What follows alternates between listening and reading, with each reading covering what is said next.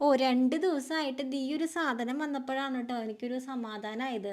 എന്താന്ന് വെച്ച് കഴിഞ്ഞാൽ എൻ്റെ പണിയായുധങ്ങളിൽ പെട്ട സാധനങ്ങളാണ്. ഇപ്പോൾ ഫോണായിക്കോട്ടെ, ട്രൈപോഡ് ആയിക്കോട്ടെ, മൈക്ക് ആയിക്കോട്ടെ, ഈ വക സാധനങ്ങളൊക്കെ എൻ്റെ പണി സാധനങ്ങളാണ്. എൻ്റെ ഒരു പണി സാധനം കേടായിന്നേ, ട്രൈപോഡ്. കേടായത് എങ്ങനെയാണെന്ന് എനിക്കറിയില്ല കേട്ടോ. അതിൻ്റെ ആ ഒരു മൊബൈൽ ഹോൾഡർ ഉണ്ടല്ലോ, അത് ഒടിഞ്ഞിട്ടുണ്ടായിരുന്നു. അപ്പം ഞാൻ ഈ ഒരു ചെറിയ ട്രൈപോഡ് അതിൻ്റെ മുകളിൽ വെച്ച് എനിക്ക് ഹൈറ്റ് കിട്ടണം എന്നുണ്ടെങ്കിൽ നമ്മുടെ സാധാരണ യൂസ് ചെയ്യുന്ന ട്രൈപോഡ് തന്നെ വേണം. പക്ഷേ ഈ ഒരു ട്രൈപോഡിന് ഹൈറ്റ് ഇല്ല. അപ്പം ഞാൻ ഈ ഒരു ചെറിയ ട്രൈപോഡ് ആ വലിയ ട്രൈപോഡിൻ്റെ മുകളിലൊക്കെ വെച്ച് കെട്ടിയിട്ടൊക്കെയാണ് ഞാനിപ്പോൾ കുറച്ച് ദിവസം നമ്മളുടെ വീഡിയോസൊക്കെ ഷൂട്ട് ചെയ്തത് കേട്ടോ. നമ്മളിത് ഓർഡർ ചെയ്തിട്ട് വീട്ടിലേക്ക് എത്തുന്ന ഒരു സമയം നമുക്ക് വെയിറ്റ് ചെയ്താലേ പറ്റുള്ളൂ. അപ്പം അങ്ങനത്തെ സിറ്റുവേഷൻ ആയത് കാരണം വീഡിയോസ് എടുക്കലൊക്കെ വളരെ കുറവായിരുന്നു. കാരണം എനിക്ക് എൻ്റെ ഫോണ് അങ്ങനത്തെ അഡ്ജസ്റ്റ്മെൻറ്റിലുള്ള ട്രൈപോഡിൽ വെക്കാനും ഒരു പേടിയുണ്ടായിരുന്നു. എങ്ങാനും ഫോൺ വീണ് കഴിഞ്ഞാൽ കഴിഞ്ഞില്ലേ. അപ്പോൾ അതൊക്കെ ഒന്ന് സന്തോഷമായിരിക്കുന്ന സമയത്താണ് നമ്മളുടെ അഗ്നിക്കുട്ടിൻ്റെ ബർത്ത്ഡേ ആണ് കേട്ടോ ഇന്ന്.